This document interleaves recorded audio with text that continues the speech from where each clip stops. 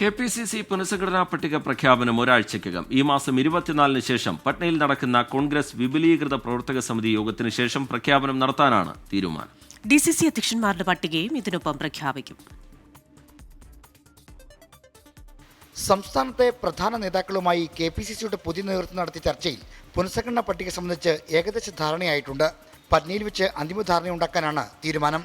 ബുധനാഴ്ച പട്നയിൽ നടക്കുന്ന വിപുലീകൃത പ്രവർത്തക സമിതി യോഗത്തിനായി KPCC പ്രസിഡന്റ് സണ്ണി ജോസഫും പ്രതിപക്ഷ നേതാവ് VD സതീശനും പട്നയിൽ എത്തുന്നുണ്ട്. പ്രവർത്തക സമിതി അംഗങ്ങളായ രമേശ് ചെന്നിത്തലയും കൊടിക്കുന്നിൽ സുരേഷും ഡോക്ടർ ശശി തരൂരും പട്നയിലുണ്ടാകും. അവിടെ വെച്ച് അന്തിമ ധാരണയിലെത്തിയ ശേഷം പട്ടിക ഹൈക്കമാൻഡിന് കൈമാറാനാണ് തീരുമാനം. 9 വൈസ് പ്രസിഡന്റുമാർ, 40 ജനറൽ സെക്രട്ടറിമാർ, 90 സെക്രട്ടറിമാർ, ട്രഷറർ എന്നിവരടങ്ങുന്ന പട്ടികയാണ് പ്രഖ്യാപിക്കാൻ പോകുന്നത്. ജില്ലാ കോൺഗ്രസ് അധ്യക്ഷന്മാരുടെ പട്ടികയും ഇതിനൊപ്പം പ്രഖ്യാപിക്കാനാണ് തീരുമാനം. മുഴുവൻ ജില്ലാ അധ്യക്ഷന്മാരെയും മാറ്റണമെന്നതിൽ ഇപ്പോഴും അന്തിമ തീരുമാനമായിട്ടില്ല. തൃശൂർ ഒഴികെയുള്ള എല്ലാ DCC അധ്യക്ഷന്മാരെയും മാറ്റുന്ന തരത്തിലും 9 DCCകൾ മാത്രം അഴിച്ചുപണി നടത്തുന്ന തരത്തിലും വെവ്വേറെ പട്ടിക തയ്യാറാക്കിയിട്ടുണ്ട്. തെരഞ്ഞെടുപ്പ് കണക്കിലെടുത്താണ് ജംബോ പട്ടികയ്ക്ക് നേതൃത്വം സമ്മതം മൂളിയത്.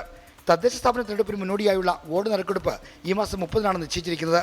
അത് കഴിഞ്ഞാൽ തെരഞ്ഞെടുപ്പിന്റെ ആരംഭങ്ങളിലേക്ക് കടക്കുമെന്നതിനാൽ പുനഃസംഘടന എത്രയും വേഗം പൂർത്തിയാക്കാനാണ് KPCC നേതൃത്വത്തിലെ ധാരണ. R. ശ്രീജിത്ത്, 24, തിരുവനന്തപുരം. ലോകത്തെവിടെയായാലും ഏത് സമയത്തും 24 വാർത്തകളും ഓഗ്മെന്റഡ് റിയാലിറ്റി പാക്കേജുകളും എക്സ്പ്ലെയിനറുകളും വിശദമായി കാണാൻ ഞങ്ങളുടെ YouTube ചാനൽ നിങ്ങൾക്ക് സബ്സ്ക്രൈബ് ചെയ്യാം.